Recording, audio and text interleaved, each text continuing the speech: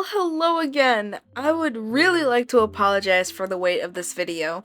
After vacation, I got very sick for about 2 weeks and my voice was completely gone, which is absolutely crazy. And then other things started to pop up soon after I got better, so I haven't really had the time to sit down and edit and get this video posted.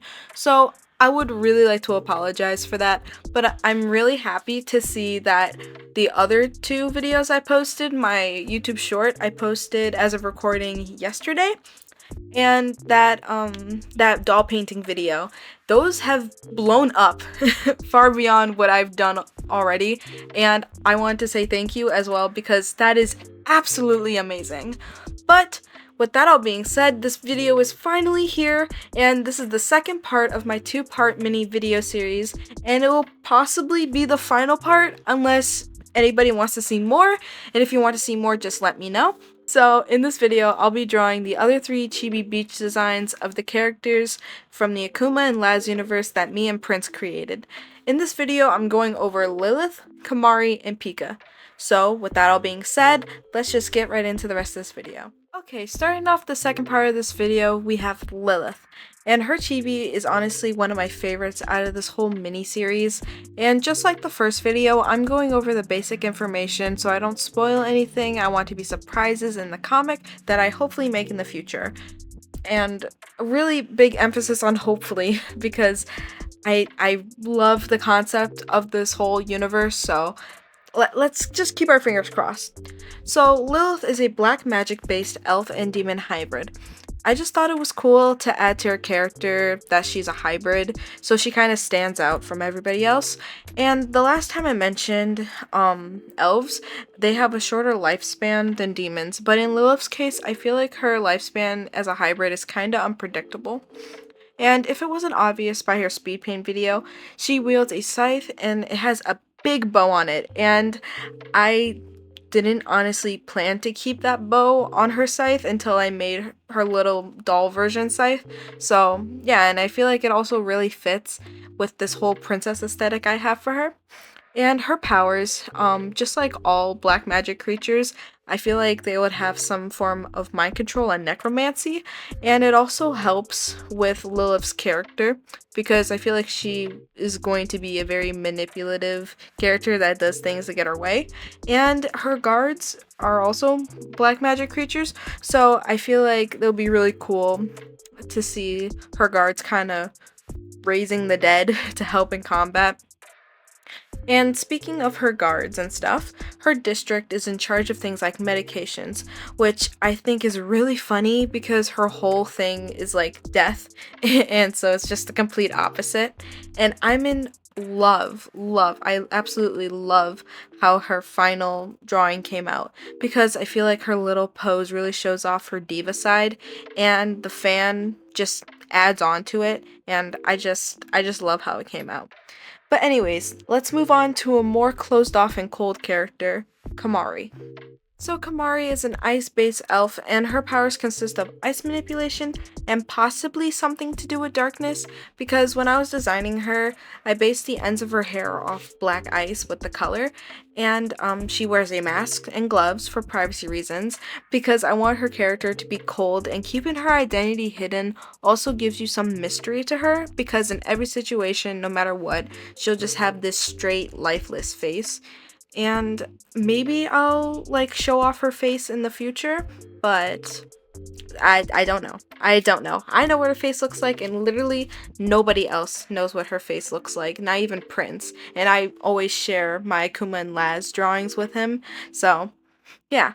But for her district, I decided to take away the armor part of Akuma's district and move it over to Kamari's and include things like clothing due to winter needing like warmer clothing, so I feel like that would fit really well. And I chose to move the armor part of Akuma's district to Kamari's because when you think of things being frozen, it's harder and stronger, so I feel like it kind of fit with the whole armor thing. And it's also kind of funny to me that fire and ice are like in charge of things that work together because they're complete opposites. Like, I just thought that was like so funny to me. Her chibi is honestly one of my least favorites because I feel like the mask was hard to make it work in the chibi style because it's just like dark, pitch black eyes, so there's no like real eye shines or anything I can really add to it. And when thinking of it logically, I feel like Kamari would probably wear like a veil due to the weather being hot, and I feel like a veil is way cooler to wear in the summer than a freaking mask, like a full face mask. Well, anyways, moving on from my least favorite chibi, let's go on to one of my other favorites from the series, and who also so happens to be the last character to draw of this video, and we're gonna move on to Pika. Pika is our last and final court member, being an electricity-based demon, so obviously her powers will be consisting of electricity manipulation, and sadly that's about it, because I haven't really thought of any more abilities that they could have as of now. But something else I would like to mention is that through all of this video and the last video, I named these districts based on the court members' powers, and I just wanted to say that doesn't mean every single being that fits in those categories live in that district. Any being can live anywhere. I just thought it'd be easier to keep track of things if they were named after the appropriate court member.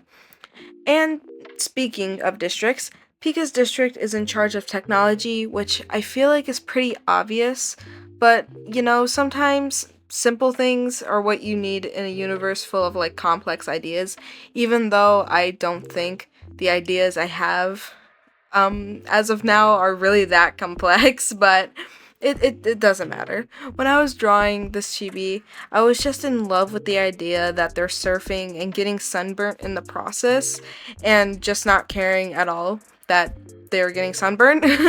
So I wish I had more to say about Pika and this drawing in general, but honestly, my brain has full on stopped functioning at this point, and so I guess I'm just gonna wrap it up here. And I really hope you enjoyed this video. Prince's Instagram will be in the description, and let me know if you're interested in me continuing the series, and please let me know. And I could go into other characters like some of the guards and maybe even a sibling or two. So yeah, thank you again for all of the support and all of everything I've been getting on my channel these past few days, ever since I kinda put this video on hold for like a month. But yeah, I'll see you next time.